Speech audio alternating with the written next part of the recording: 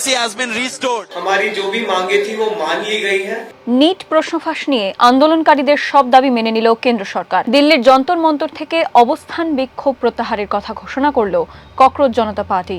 দুই কেন্দ্রীয় মন্ত্রী জেপি নাড্ডা এবং জিতেন্দ্র সিংহের সঙ্গে বৈঠকে ছিলেন সিজেপির প্রধান মুখপাত্র সৌরভ দাস এবং জাতীয় মুখপাত্র আশুতোষ রঙ্কা। ঘণ্টাখানেক আলোচনার পর যৌথ সাংবাদিক বৈঠক করেন তারা। তারপরই আন্দোলনকারীদের প্রতিবাদ কর্মসূচি তুলে নেওয়ার বার্তা ককরোচ জনতা পার্টির পক্ষ থেকে।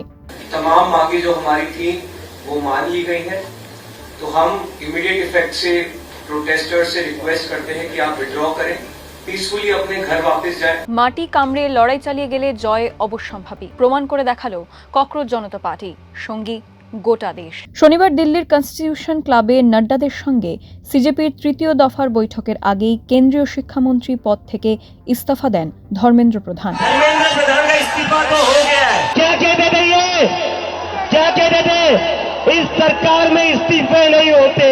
খবর নিশ্চিত হতেই যন্তর মন্তর জুড়ে জয়ের উল্লাস, চোখে জল অভিজিৎ দীপকের। আন্দোলনকারীদের চিৎকারে কান পাতা দেয়।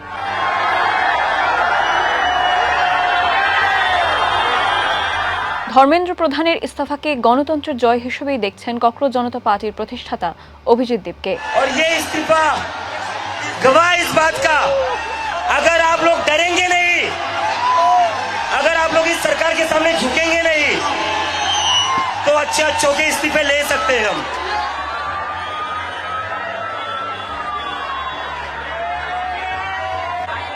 আপাতত যন্তর মন্তর থেকে আন্দোলন তুলে নিচ্ছেন তারা। আজ থেকে ঠিক 4 সপ্তাহ পর সরকারের সঙ্গে দেখা করবেন বলেও জানিয়েছেন। দিল্লির যন্তর মন্তর থেকে শুরু হওয়া ছাত্র আন্দোলন ছড়িয়ে পড়েছিল দেশের অন্যান্য শহরেও। ক্রমশ ঝাঁজ বাড়ছিল এই আন্দোলনের। ইস্তফার কথা ঘোষণা করে শনিবার দুপুরে সমাজ মাধ্যমে পোস্ট করেছেন ধর্মেন্দ্র। জানিয়েছেন গত 10 দিনের ঘটনায় তিনি দুঃখিত। শিক্ষামন্ত্রীর পদত্যাগের পর হাসপাতাল থেকে পড়ুয়াদের উদ্দেশ্যে বার্তা পাঠিয়েছেন সোনম ওয়াংচুক। नया भारत की शुरुआत होगी। मैं उम्मीद करता हूं सरकार से कि इस बदलाव के साथ ही बहुत से और बदलाव भी लाएंगे, शासन चलाने के तरीकों में भी। সংসদেও ঝড় উঠেছিল নিটকাণ্ডে শিক্ষামন্ত্রীর ইস্তফা চেয়ে। শনিবার আন্দোলনকারীদের পাশে থাকার বার্তা দেন রাহুল গান্ধী। ये जो हमारे स्टूडेंट्स हैं, इनकी विक्ट्री है, इनकी जीत है, जो हिंदुस्तान का फ्यूचर है। পদত্যাগ করতে হলেও ধর্মেন্দ্র প্রধানের পাশে দাঁড়িয়েছে দল। प्रधानमंत्री जी ने छात्रों के लिए जो संवेदनशीलता, जो उत्तरदायित्व, जवाबदेही और जिस प्रकार से वो कनेक्ट हो रहे हैं, ये इस देश में अद्भुत है, पहली बार देखा गया है। এদিন আরশোলাদের দ্বিতীয় দাবি মেনে জেপি নাড্ডা আশ্বস্ত করেন আন্দোলনকারীদের বিরুদ্ধে কোনো আইনি পদক্ষেপ নেওয়া হবে না।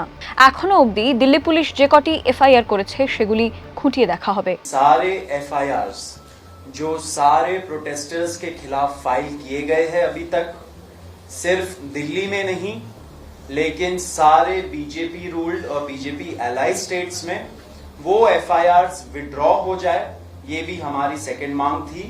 सरकार ने वो मांग को भी मान लिया है। সিজেপির তৃতীয় দাবি ছিল নিটকাণ্ডের জেরে মৃত পড়ুয়াদের পরিবারকে 1 কোটি টাকা করে ক্ষতিপূরণ দিতে হবে।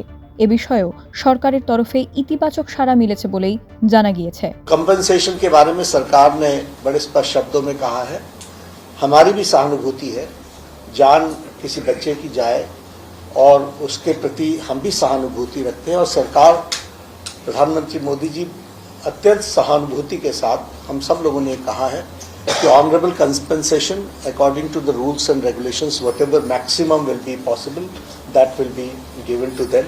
এরপর ঠিক কোন পথে ককরোচ জনতা পার্টির ভবিষ্যৎ?